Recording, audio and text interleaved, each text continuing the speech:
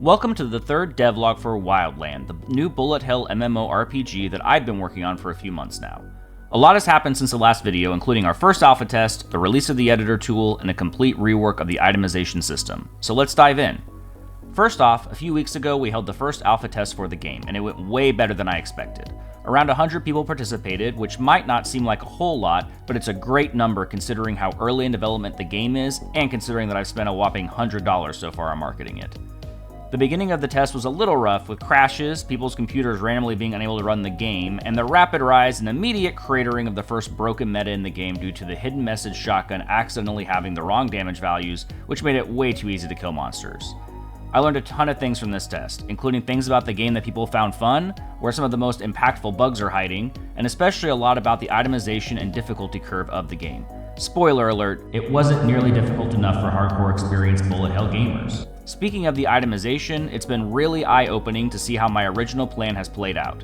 The loot system during this test featured a system where every gun in the game had basically the same chance to drop, even though some are clearly better than others. And then when dropping, it would scale to the level of the monster you just killed and drop with a set of random bonuses.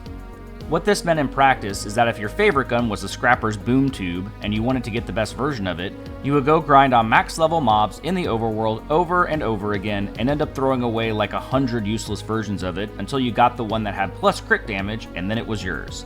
Now imagine you do all of that and then die and lose all of your gear. Wow, terrible. As one of the testers put it made you end up not getting excited to see the gun itself drop, instead you were trying to get little text on a tooltip to drop. In addition to that, there were lots of other issues with things like the rarity system being randomized so you could have an uncommon gun that was way better than a supposedly legendary gun, and the gun perk system just kind of feeling really useless. Oh, and don't even get me started on the whole flux capacitor thing. I'm reworking this entire system for the next test.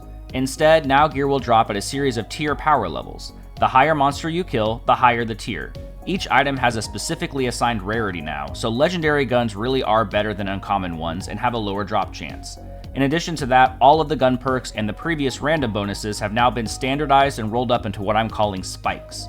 Higher tier gun drops with more spikes, and a spike is basically a bonus on the gun. It might be plus crit damage, or it might be increased speed after reload. The cool part is, now you'll be able to sacrifice a gun and transfer one of its spikes onto another weapon. So once you get that legendary gun to drop that you've been wanting, you can sacrifice some of your other loot you don't want to customize it and give it the bonuses you really want to have. You'll still have to grind to find drops with the spikes you're after, but now that feeling of seeing that rare drop happen should be really exciting, instead of having to toss it in the trash because it didn't have the right bonuses on it. I'm really excited to see how everyone uses this new system, so you can check that out in the next test. Finally, there's been a little secret project that I was working on that I was able to release that I think is really cool.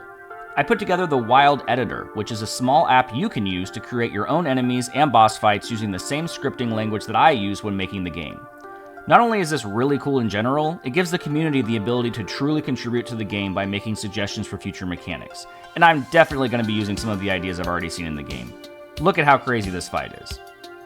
If you haven't already, hop on the Discord server and you can play these mad creations for yourself right now, and maybe you can even see if you have what it takes to make a boss that gets added to the game.